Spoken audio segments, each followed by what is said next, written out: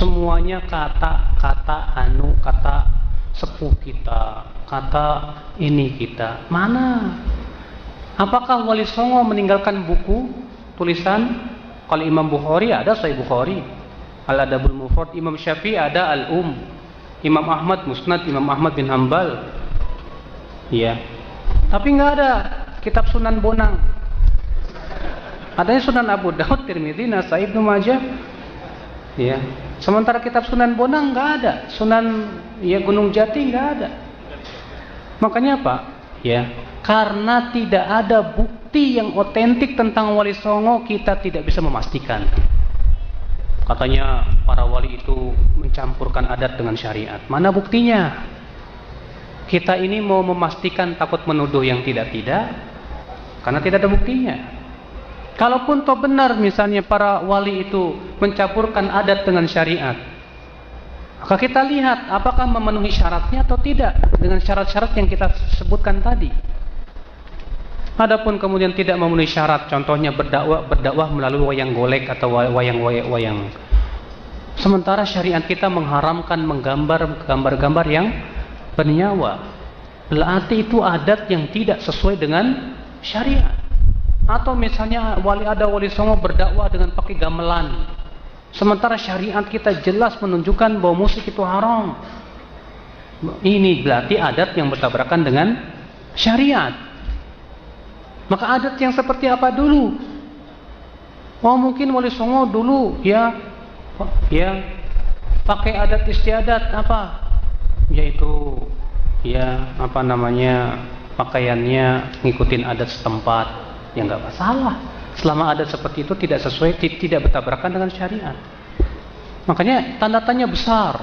Karena masalah Wali Songo ini tidak ada bukti. Buktinya ono Wali Songo mana? Sejarahnya tidak ada. Loh niku saniki pun mulai muncul ngoten niku. Mana buktinya ada sunan-sunan? Kan yang ada Sunan Abu Dawud. Loh malah kecelek sampai nek ngomong Sunan Abu Dawud. Wali Songo sunan-sunan ora ana kitabe. Katene apa mboten? Lho aja maneh Wali Songo mbahe dhewe ku terkadang ora weruh kok. Mbahmu iki biyen mudin ning kene iku musala ning kene pertama iku Mbah Mudin. Napa ngoten, Lek? Lah ya iku kowe ora weruh kok. Sebab kepaten Lah nek pun kepaten obor sulit. Lama-lama nanti nek kados kula contohake sakniki. Peninggalane agama liya isih dijaga direksa apik.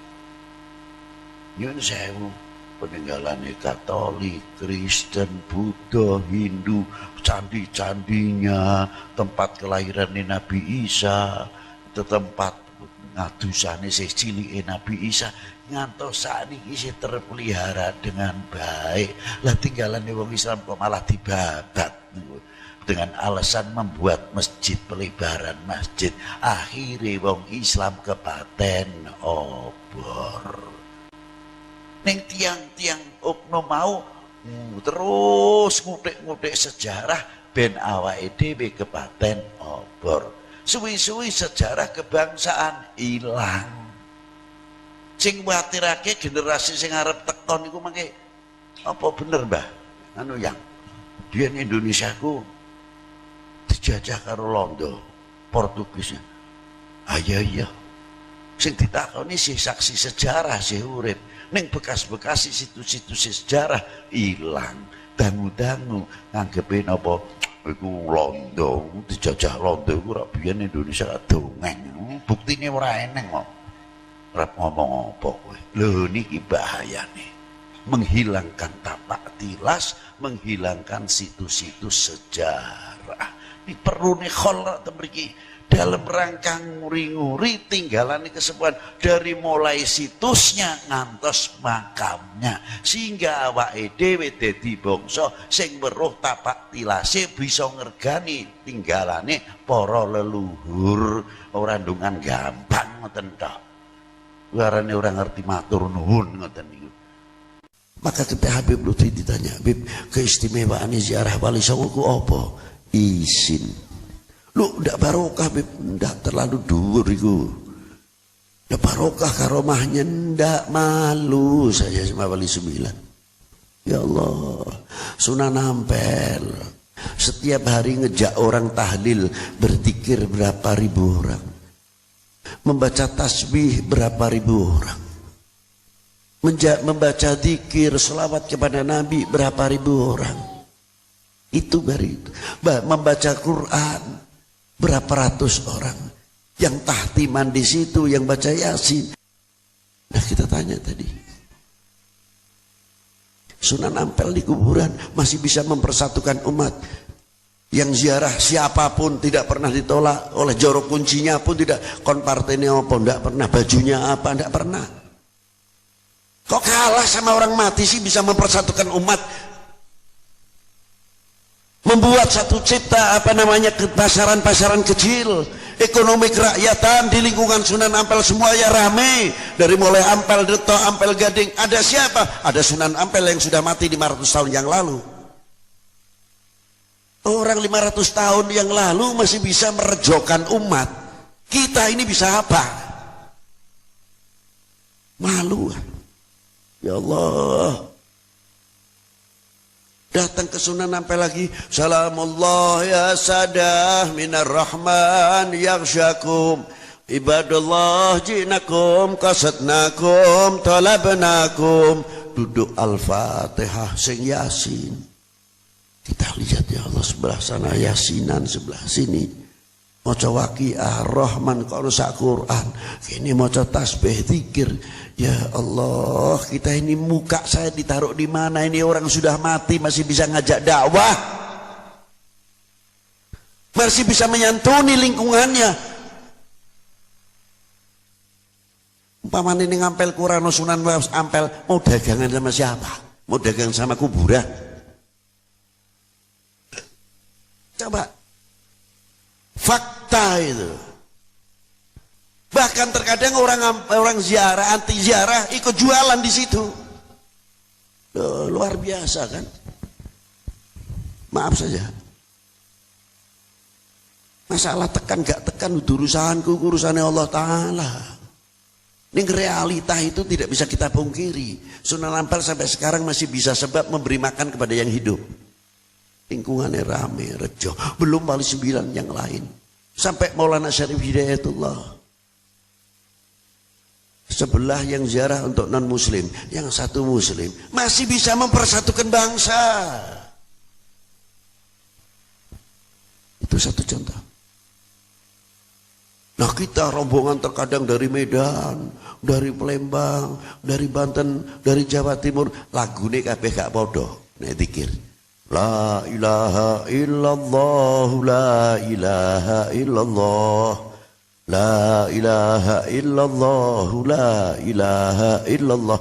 Yang sebelah illallah, la ilaha illallah. Yang belakang illallah, la ilaha illallah. Yang belakang lagi lebih ribut, illallah, la ilaha illallah, la illallah. Nggak ada yang ribut. Jare sing lagune dawa-dawa, la ilaha illallah, la ilaha illallah. Rek, Mas, ki lagune ngintil aku ae kon.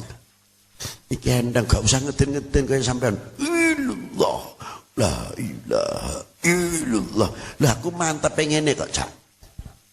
Kula niki mantep nih ngoten niku. Pun sampean kula. Wong loro padu sing mburi ngebut utuh. Illallah, la ilaha illallah, la ilaha illallah. Iki nah ngebut. Sing wong loro gak trima. Jare sing ngebut, lho kula nek mboten ngebut ki oleh kedhik, Mas. Kula ngebut iku ben oleh akeh. Kok tidak? Jalan semuanya lancar. Sing dikire illallah, la illallah, la illallah, illallah, la ilaha illallah. Sing kono subhanallah wa bihamdihi subhanallahil azim, subhanallah. Sing kono astaghfirullahal azim, astaghfirullah. Sing buri sallallahu ala Muhammad, sallallahu ala Muhammad. Sing kono ya latif. Lho enak kabeh. Berarti wong wis mati sekian tahun isi iso ngrukunaken umat, menyatukan bangsa. Mestinya kita harus bangga. Sebelum kita makan apel punya orang lain, artinya luar, kita harus bangga makan apel apa yang produksi dari bumi pertiwi ini. Harusnya kita begitu. Baru kita akan bersaing ekonomi dengan baik, dengan maju. Karena apa? Kita fanatik dengan hasil bumi karya, bumi pertiwi ini. Tapi kalau kita lebih suka membanggakan orang lain, apapun yang keluar dari bumi pertiwi tercinta ini, tetap sandal jepit buatan Tegal, padahal kuatnya sama. Top Cibaduyut juga catnya sama, dari Bogor, dari Jakarta.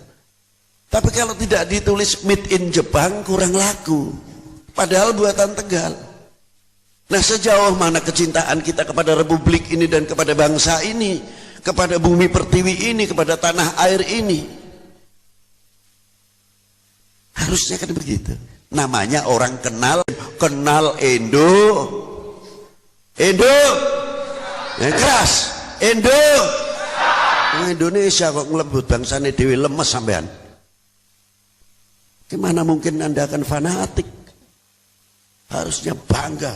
Rasulullah menyatakan, li'annil arawi, hubbul arab thalathun. Kecintaan kepada dunia Arab 3 perkara. Li'annil arabi, karena saya orang Arab. Rasulullah tegas menunjukkan kebangsaannya. Mendidik untuk siapa? Umat dan bangsa ini. Tunjukkan sekali lagi, kalau saya bangsa Indonesia, bangga sebagai bangsa Indonesia, bangga sebagai anak Indonesia. Sekali lagi sebutkan Indo. Ngono aja. Ngono arep ngelawan perang takon ndi sampean? Ya, laut mempunyai jati diri. Laut mempunyai kepribadian. Dan penghuninya hebat. Tidak ada orang beli ikan laut tanpa diasini lagi. Padahal mereka hidup di laut. Mengapa tidak asin? Mengapa tidak terkontaminasi? Padahal mereka itu hidup bersama dengan bermain di laut, air yang asin. Limada? Umat Islam mempunyai jati diri. Tidak mudah cepat terpengaruh oleh apapun dalam menjaga akidah ini. Tidak cukup dikatakan fulus pindah akidah lah. Maaf saja umpamanya dibikinkan masjid saja sudah berubah. La ilaha illallah. Banyu laut itu sudah memberikan contoh bagi kita. Yang jero iwak laut juga sama. Itu satu sisi. Bagaimana selaku anak bangsa? Tanah airnya terjaga dengan baik, bangsanya terjaga dengan baik, tidak mudah terkontaminasi, mempunyai harga diri, mempunyai jati diri.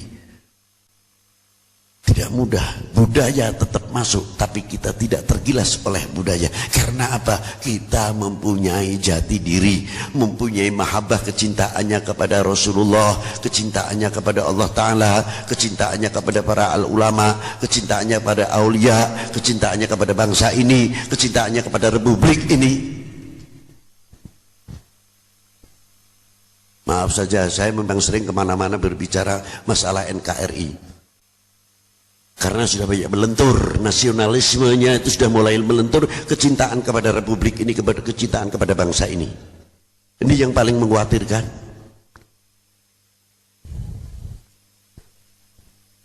Kalau sudah mahabbahnya, kecintaannya ini mulai melentur, bangsa itu paling mudah digoyah. Karena apa? Mudah, jangan menyalahkan budaya orang lain masuk. Karena apa? Kita senang. Kita sudah bosan dengan budaya kita sendiri. Tidak dibangkitkan kecintaannya kepada bangsa ini, budaya ini. Yang kita milik sebetulnya budaya kita lebih kaya.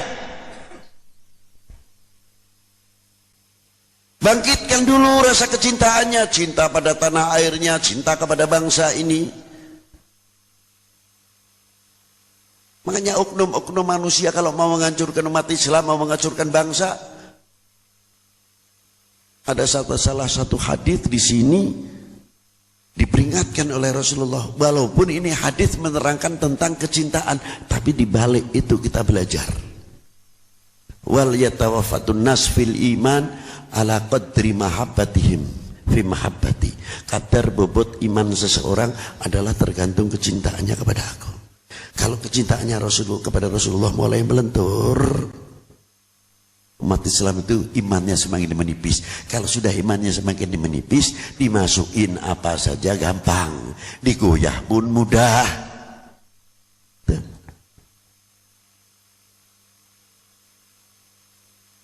Tapi kalau mahabbahnya semakin luar biasa kepada Rasulullah, imannya akan semakin kuat. Artinya kalau kita artikan, nek arep ngancurno umat Islam ku ya gampang. Piye carane? Ya mahabbahe lenturno. Anggap Kanjeng Nabi ku manusia biasa, hanya Rasul dan Nabi. Beliau mendapat wahyu, kita tidak. Selalu dihembuskan yang demikian. Supaya apa? Kita selalu mendengung melihat Nabi adalah manusia biasa. Manusia biasa. Terngiang di telinga kita ini manusia biasa. Sulit untuk mengatakan bahwa baginda Nabi manusia luar biasa.